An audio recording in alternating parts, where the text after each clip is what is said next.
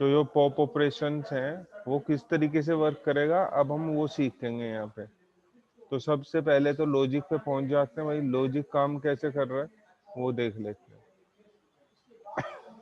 यहाँ से देखते हैं पॉप ऑपरेशन का जो लॉजिक है, ये तो पुश ऑपरेशन का लॉजिक हो गया, ये पॉप है। सबसे पहले हमने क्या चेक किया, टॉप में -1 चेक किया। अगर टॉप में -1 होता है तो उसका मतलब क्या है कि हमारा स्टैक जो है एम्प्टी है, तो हमने लिख दिया स्टैक अंडरफ्लो।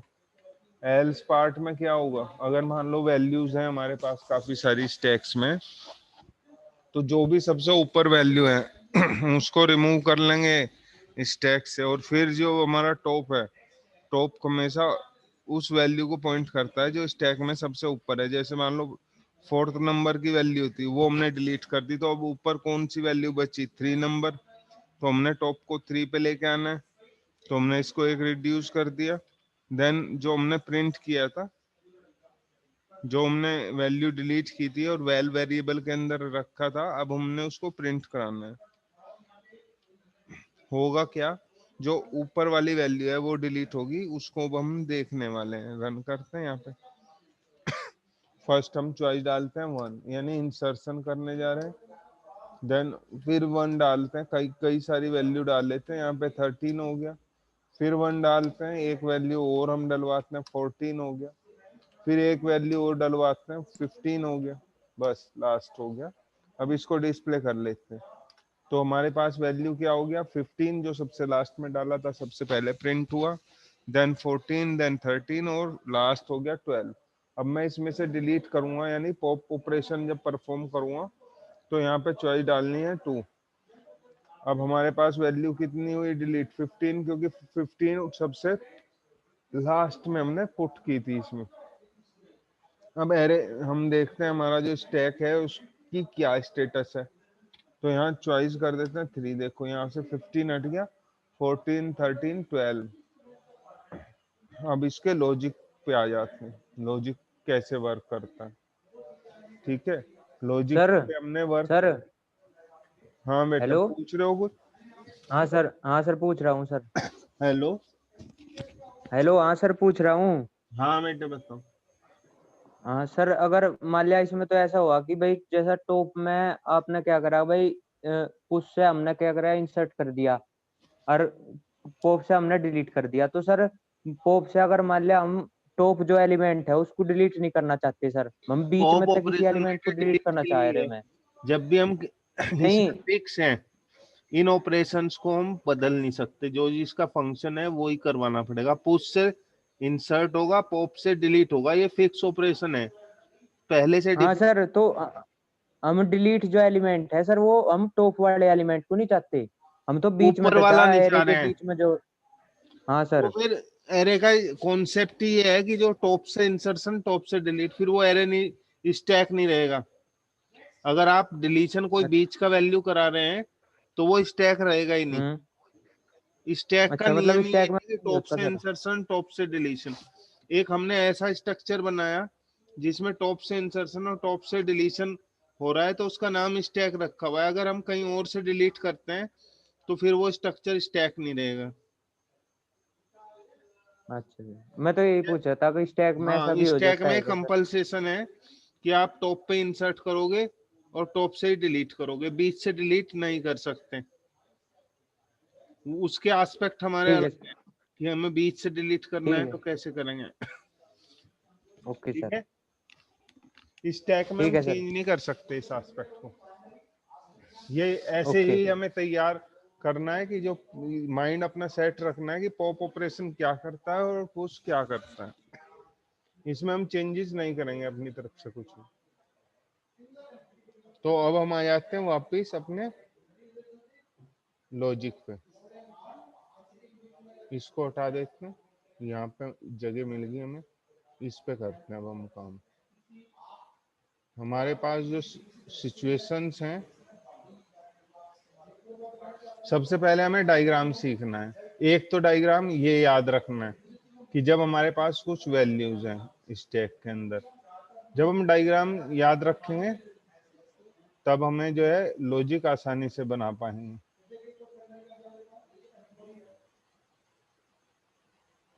ठीक है, यहाँ पे हो गया आपका इंडेक्स, इंडेक्स हो गया ये 0 1 2 एंड 3 और लास्ट 4, बट अभी इसमें कोई भी वैल्यू नहीं है, तो यहाँ होगा आपका टॉप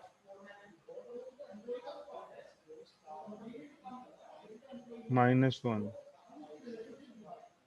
ठीक है, और यहाँ पे टॉप होगा 1। इसमें 2 वैल्यूज है हमारी, इसमें कोई भी वैल्यू नहीं है। अगर हम डिलीट करना चाहें, फर्स्ट केस केस 1 इसको मान रहे हैं हम, केस 1, दो हमारे पास चांसेस बनते हैं, केस 1 हो गया ये केस 2 हो गया, ठीक है, ये हमारा केस 2। अगर हम केस 1 से डिलीट करें तो डिलीट इसलिए नहीं कर सकते क्योंकि हमारे पास वैल्यू है ही नहीं।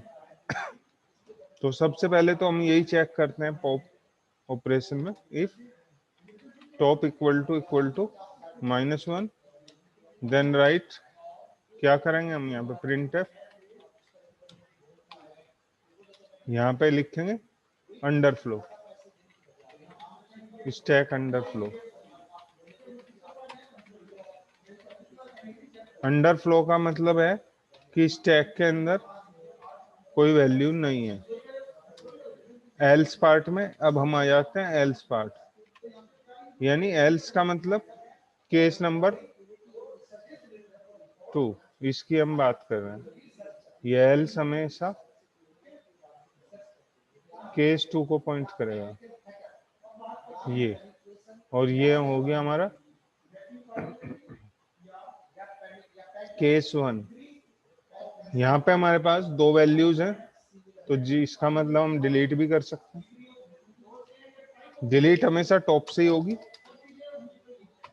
ये ध्यान रखना है। तो जब टॉप से हम डिलीट करेंगे तो वैल इज इक्वल टू होगा यहाँ पे हमारे पास स्टैक, और ये यहाँ पे आएगा टॉप। अभी टॉप के अंदर 1 है तो टॉप का मतलब यहाँ पे वैल्यू क्या आएगी, स्टैक के 1 इंडेक्स पे जो वैल्यू है, यानी 14 वैल्यू इस वैल वेरिएबल के अंदर आ गई। अब इसको, क्योंकि ये रिमूव हो चुकी है, अब टॉप वाली वैल्यू हमारी 12 है, तो हम रिड्यूस कर देंगे टॉप को, top become 1 less than previous value, तो हमारा टॉप -1 हो जाएगा। After decrement it we print value of the deleted elements, that is 14% D and well. It's all about pop operation, कि ये हमारा सारा पॉप ऑपरेशन हो गया। ठीक इस तरीके से हम पॉप ऑपरेशन परफॉर्म करेंगे। इजी है, बस इसको प्रिंट कराना है, इसको डिक्रीमेंट करना है, टॉप में -1 होगा तो नहीं होगा डिलीट। ये 3 ऑपरेशन है, फिक्स ऑपरेशन है, ऐसे ही करने, ठीक है।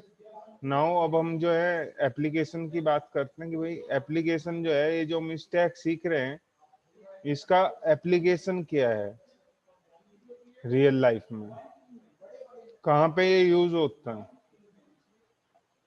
अगर हम एप्लीकेशन की बात करें तो there are a number of application of stack, some of them are as follow. सबसे पहले हमने लिखा स्टैक फ्रेम, नेक्स्ट है रिवर्स स्ट्रिंग, नेक्स्ट है calculating expression.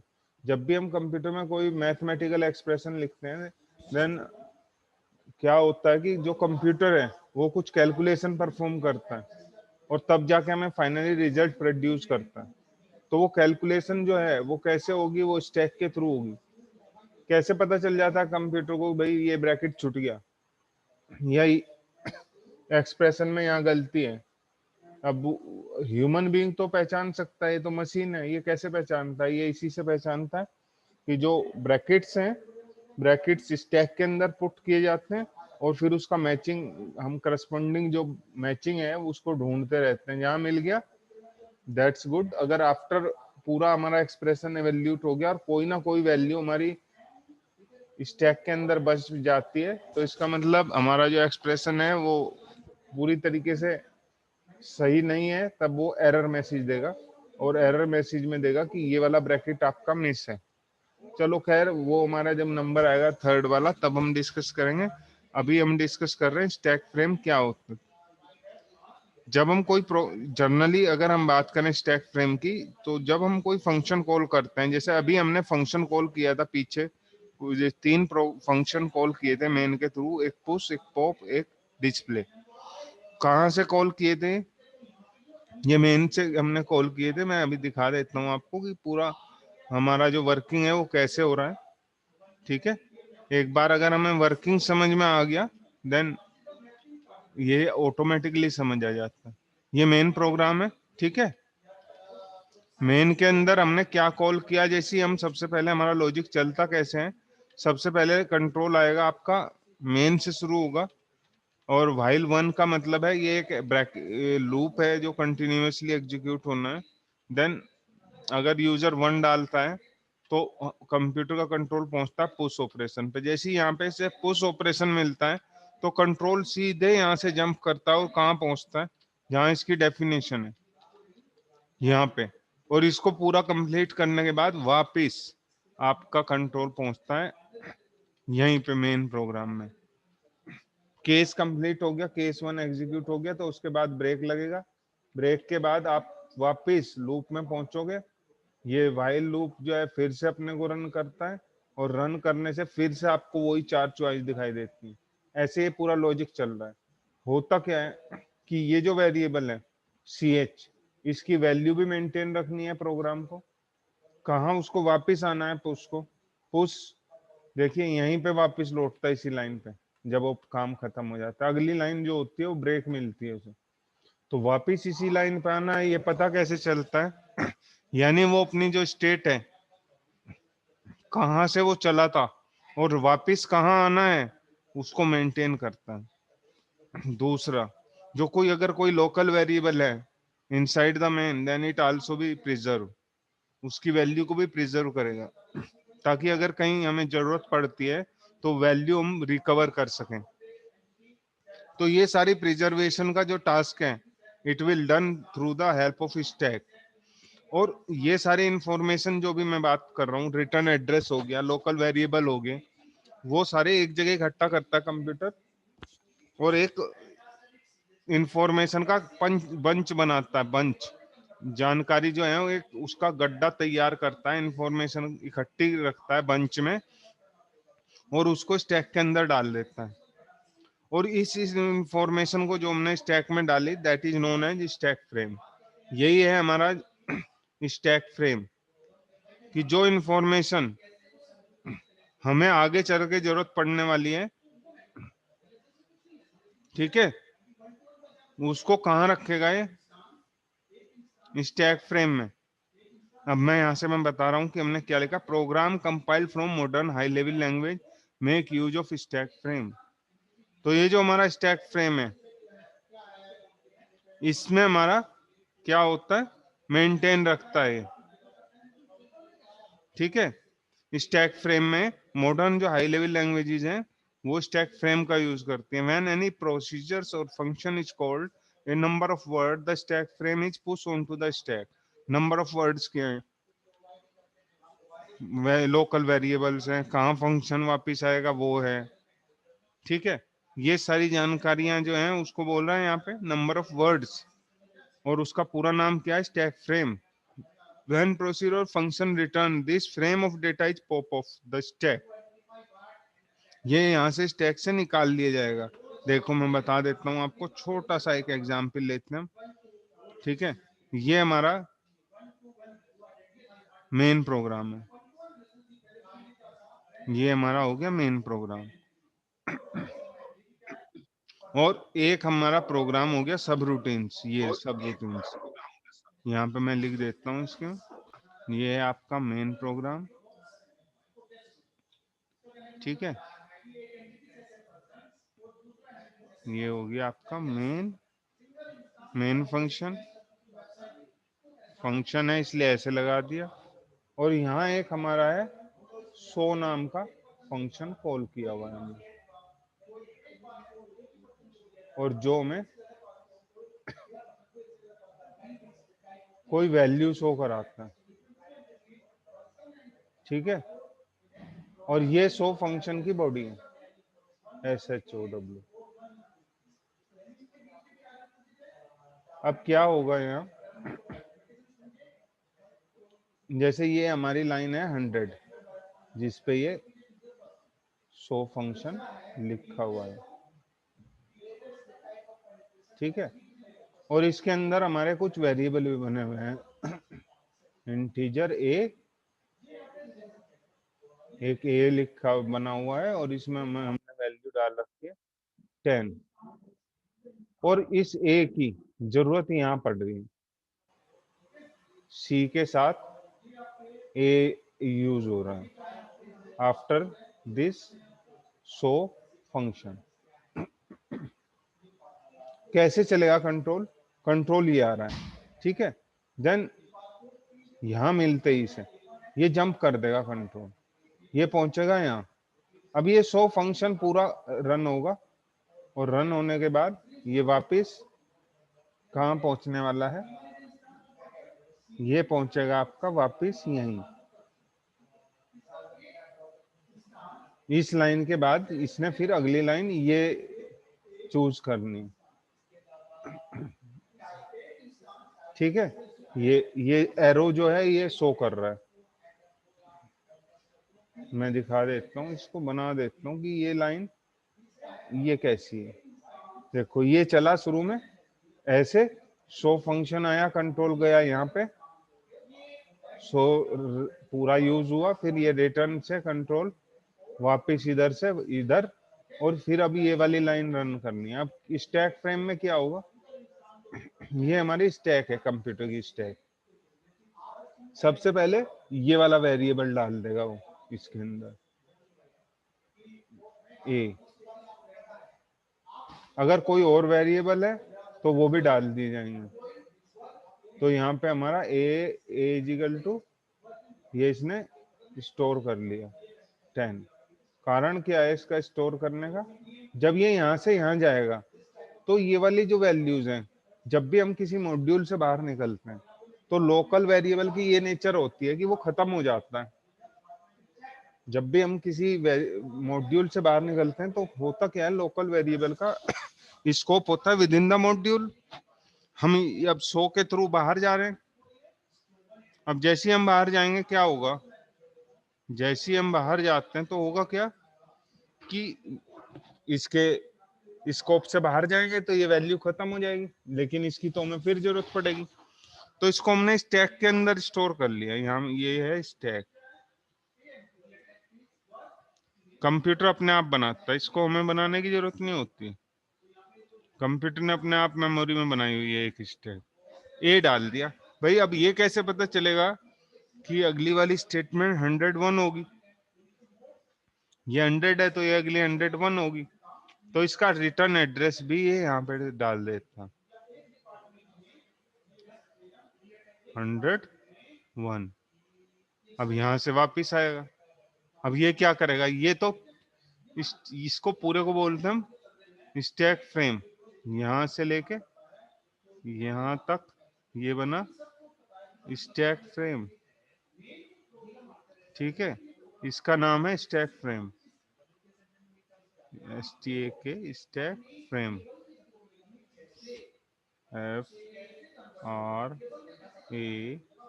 FRAME stack frame. इसके अंदर काफी सारी इंफॉर्मेशन होती। ये शुरुआत में जब यहाँ से यहाँ जा रहा है, कॉलिंग के समय पुश होगा और जब वापस आएगा तो इसे पॉप कर लिया जाएगा। पॉप करते ही सबसे पहले क्या निकल के आएगा, 101। पॉप करोगे 101, इस लाइन का एड्रेस, यहाँ से शुरू हो गया भाई, काम शुरू कर दो। फिर अगली वैल्यू की जरूरत पड़ेगी, एक ही तो उठाएगा कहाँ से, स्टैक से, इसमें जोड़ देगा, जो भी रिजल्ट आएगा वो मिल जाएगा। ऐसे चलता है, ठीक है। ये वर्किंग हो गया पूरा इसका स्टैक फ्रेम का। Next, component of stack frame, कौन कौन से होते हैं स्टैक फ्रेम में parts? The stack frame generally include the following component: return address, अभी जो बात की थी हमने कि जहां पे वापस आना है वहां का address. Argument variable pass on the stack, अगर किसी, यहाँ पे तो हमने शो फंक्शन यूज किया था जिसमें कोई आर्गुमेंट पास ही नहीं किए थे हमने। कुछ ऐसे भी वैल्यूज होते हैं, आर्गुमेंट होते हैं जो मेन से पास करते हैं, तो वो भी स्टैक के अंदर रहेंगे। अगर कोई रजिस्टर मॉडिफाई हो रहा है तो उसकी भी जानकारी रखेगा। ये चीजें होंगी इसमें, देखते हैं। ठीक है, लोकल टू, ये हमारा, ये कई सारे फंक्शंस हैं। Stack frame of draw line, ये दूसरा है। ड्रा स्क्वायर, अब ये बात आती है भाई, क्या जितने भी हमारे फंक्शन है एक प्रोग्राम के लिए, सबके लिए अलग अलग स्टैक फ्रेम? नहीं, उसके लिए क्या होगा, एक ही स्टैक फ्रेम होगा, बट हर एक की लाइन, रिटर्न एड्रेस, उनकी लोकल वेरिएबल्स पुश करता चले जाएगा और वो अपने पास ही स्टोर रखेगा। ये रखा हुआ है, जैसे इस डायग्राम में हम दिखा रहे हैं कि ड्रॉ लाइन भी सब रूटीन है, उसकी भी जानकारी है। दूसरा जो स्टैक फ्रेम जो है ड्रॉ स्क्वायर है, उसकी भी जानकारी उसी में स्टोर करता जा रहा है। ठीक है, ये हमारा हुआ स्टैक फ्रेम। और कल जो हम रिवर्स वाला करेंगे, रिवर्स वाला यहाँ पे बहुत छोटा दिखाई दे रहा है, बट इसका जब प्रोग्राम आएगा तो टाइम कंज्यूमिंग है। आज जो है उसको नहीं कर पाएंगे, हम यहीं पे बंद कर रहे हैं। ठीक है, आज का डिस्कशन स्टॉप करते हैं यहीं पे। अभी हम जो है प्रॉब्लम सॉल्विंग प्रोसेस शुरू करेंगे। अगर किसी बच्चे को कोई प्रॉब्लम हो